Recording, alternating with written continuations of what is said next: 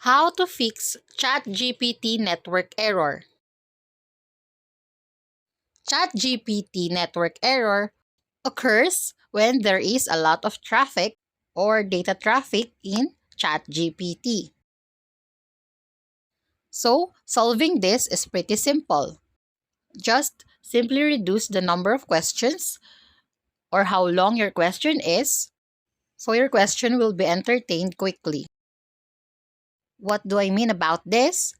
Well, for example, instead of asking about all the mechanisms and all the organs that is connected to metabolic acidosis, simply ask about the summary of it.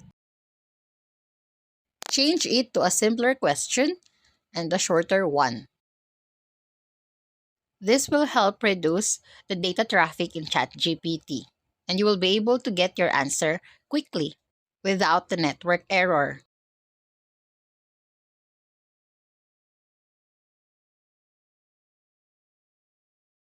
And that's it. Thanks for watching. Don't forget to like and subscribe.